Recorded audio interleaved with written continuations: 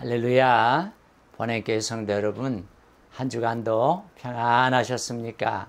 오늘은 에베소서 4장 22절로 24절의 말씀을 중심으로 새 사람을 입으라 하는 제목으로 함께 은혜를 나누고자 합니다. 여러분, 참으로 안타깝게도 오늘날 교회 안에는 예수님을 믿는다고 하면서도 옛사람, 즉 예수 그리스도를 믿기 전의 것을 그대로 간직하고 있는 분들이 많이 계신 것 같습니다. 이분들은 말로는 구원의 확신이 있다고 하면서도 내적으로는 명예욕이라든지 권세욕이라든지 물질욕이라든지 출세욕이라든지 세상적인 가치관으로 가득 차 있는 것 같습니다. 하지만 이것은 결코 하나님께서 원하시는 올바른 그리스도인의 모습은 결코 아닐 것입니다. 사도 바울은 오늘 본문에서 이제 그리스도인 개개인들에게 그들의 삶을 계속해서 성화시켜 나가야 함을 강조하고 있습니다. 사도 바울이 이와 같이 그리스도인 개개인이 놀랍도록 변화되어야 함을 강조하는 이유가 무엇일까요? 그것은 하나님의 마음에 합한 참된 교회는 그 교회를 형성하는 그리스도인 개개인이 얼마나 하나님의 뜻에 합당한 변화된 생활을 하느냐에 따라서 결정되기 때문입니다. 즉 성도의 변화가 바로 그가 속한 교회의 변화라 하는 것입니다. 그래서 바울은 에베소 교회 성도들을 향해서 사람이 더러운 옷을 벗고 새로운 옷을 입듯이 새 사람으로 옷 입으라고 권면하고 있는 것입니다. 무엇보다도 오늘 본문에서 바울은 우리 성도들의 거룩한 삶에 관해서 언급하고 있습니다. 하나님의 부르심을 받은 성도들, 여러분이 성도라고 하는 단어 자체가 거룩한 무리라고 하는 뜻을 가지고 있습니다만은 이 성도들은 그리스도의 거룩한 몸에 속한 지체들이기 때문에 거룩한 삶을 살아야 할 책임 그리고 의무가 있음을 우리는 기억해야 합니다. 여러분이 거룩함이라고 하는 것은 사랑이나 연합과 마찬가지로 하나님의 백성의 중요한 특징인 것을 우리는 기억해야 할 것입니다. 여러분, 그런데 이 거룩한 삶을 산다고 하는 것은 도대체 어떤 의미일까요? 어떻게 사는 것이 거룩한 삶을 사는 것일까요? 그것은 하나님의 거룩함을 담는 것이며 믿지 않은 이방인들, 믿지 않은 자들, 이방인들과 도덕적으로 구별된 삶을 사는 것을 의미합니다. 따라서 에베소 교회 성도들은 더는 이방인들처럼 살아서는 안 되었습니다. 과거에는 그들도 하나님을 모르는 이방인이었습니다. 하지만 지금은 하나님의 새로운 인류를 구성하는 새 사람이 되었기 때문에 과거의 그릇된 생활 방식을 버리고 하나님의 새로운 인류에 합당한 삶의 방식을 취해야 했던 것입니다.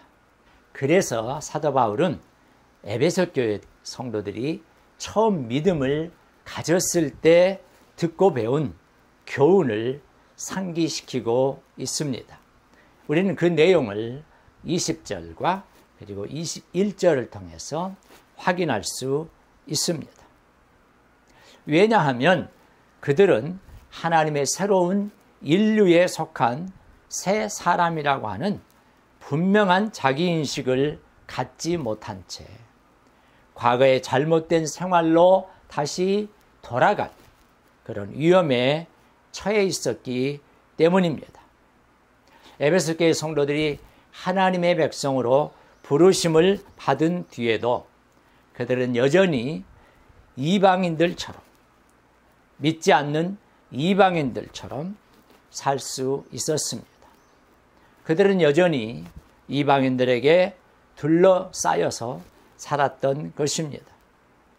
대부분의 시민들이 아데미 여신을 섬기는 거대한 이방도시 에베소에서 극소수의 그리스도인으로 살아간다고 하는 것은 굉장히 힘든 일이었을 것입니다.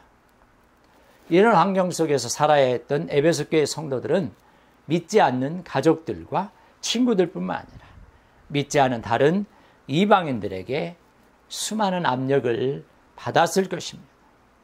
또한 아데미 여신을 섬기지 않은 탓에 많은 어려움을 겪었을 것입니다. 우리 성도님들 중에서도 믿지 않는 남편이나 부모님들로 인해서 신앙생활에 많은 어려움을 겪고 계시는 분들은 바로 이러한 상황을 잘 이해하실 수 있으리라 생각합니다. 따라서 이런 환경 속에 살아가야 하는 에베소 교회 교인들은 과거에 익숙했던 생활로 다시 돌아가서 편히 살고 싶은 유혹을 느낄 수 있었을 것입니다. 이런 상황에 처한 에베소 교회 성도들에게 사도 바울은 그들이 예수님을 믿고 예수님과 연합함으로 옛사람을 벗어버리고 새 사람을 입은 사실을 상기시켜주고 있습니다. 바울에 의하면 에베소 교회 성도들은 이제 더는 옛사람이 아니라 새 사람입니다. 그런데 왜 과거로 돌아가서 그릇된 이방인의 삶의 방식을 따라 살아야 합니까? 새 사람이 되었으면 새 사람에 합당한 생활 방식을 따라 사는 것이 마땅하지 않습니까? 새로운 신분은 새로운 삶을 요구하는 것입니다. 한 가지 예화를 들어드리고 싶습니다. 이 이야기는 오늘 설교의 본문을 위해서 사용하는 것이기 때문에 실제로 있었는지 또 없었는지 너무 그런 부분에 신경을 쓰지 않으면 좋겠습니다. 한 거지가 있었습니다. 매우 오랫동안 허름한 옷과 천박한 말투로 구걸을 하면서 살던 거지였습니다. 그러던 어느 날 지나가던 임금이 그를 왕궁에 데려다가 양자를 삼았습니다. 세상에서 가장 천박하던 그 거지가 하루아침에 부귀와 권세를 누리는 왕자의 신분이 된 것입니다. 하지만 문제가 생겼습니다. 누더기는 벗어버렸고 화려한 옷과 장식품을 걸치긴 했지만 오랜 세월 몸에 배웠던 이 거지 근성은 버리지 못한 것입니다. 위엄 있고 품이 있어야 할 왕궁에서 그는 여전히 거지 시절에 천박한 말투와 행동을 보였습니다. 왕궁의 사람들이 당황했겠죠. 당연히 옛사람의 습성들까지 버려야 했었는데 말입니다. 따라서 모든 사람들이 인정하는 모습을 갖추기까지 혹독한 교육을 통해서 옛 모습을 버리기에 힘써야 했다 합니다. 그런 후에야 비로소 존경받는 왕자로 인정을 받았던 것이죠. 사랑하는 성도 여러분, 우리 역시 마찬가지입니다. 어둠과 절망의 옛사람에서 예수님의 은총으로 하나님의 자녀되는 권세를 주셨는데 여전히 예수 믿기 전에 옛 행실을 버리지 못한다면 우리 거지와 다를 바가 무엇이겠습니까? 변화되지 않는 교인들이 모인 교회는 새롭게 변화될 수 없고 진실된 그리스도인이 될 수는 더더욱 없을 것입니다. 오늘날 교회 안에는 교회에 출석하고 예수님을 입으로 신하기 때문에 구원은 따놓은 당상이고 시간이 지나면 저절로 알아서 변화되는 줄 알고 있는 분들이 적지 않은 것 같습니다. 왜 이런 일들이 일어납니까? 그것은 많은 분들이 여기저기서 조금씩 주워들인 어설픈 지식으로 스스로를 합리화하면서 자기 임의대로 세상적인 사랑과 철학, 종교성과 미신적인 것에 타협하고 있기 때문입니다. 그러므로 바울은 이러한 모습을 경계하면서 공동체 속에 들어가 있는 개개인의 신분에 걸맞게 살기 위해서 이 세상과 구별되어 살아야 할 것을 설명하고 있는 것입니다.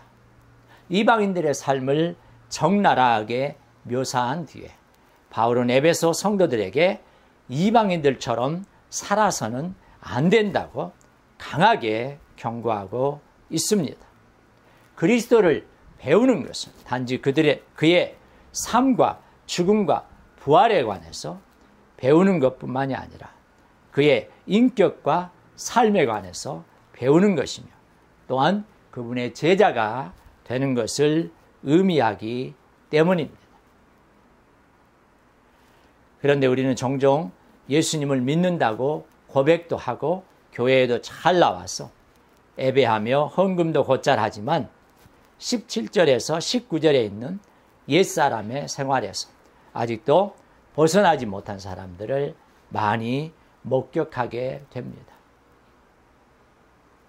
그리스도인들이 여전히 옛사람의 삶을 버리지 못하고 어두움과 멸망의 굴레에 갇혀 있는 것입니다.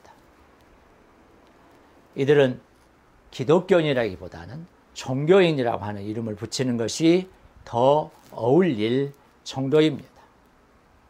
겉모습은 기독교적이지만 그 속사람은 변화되지 못했기 때문입니다. 사랑하는 여러분, 고기 낚는 어부 베드로가 변해서 사람 낚는 어부가 된 것 같이 우리들도 변해야 합니다. 야곱이 변하여 이스라엘이 되었듯이 변화되어야 합니다. 이와 같이 변화된 사람은 예수님 안에서 호흡하면서 사는 새 사람입니다. 이렇듯 성도의 생활은 180도 변화받은 생활이어야 합니다.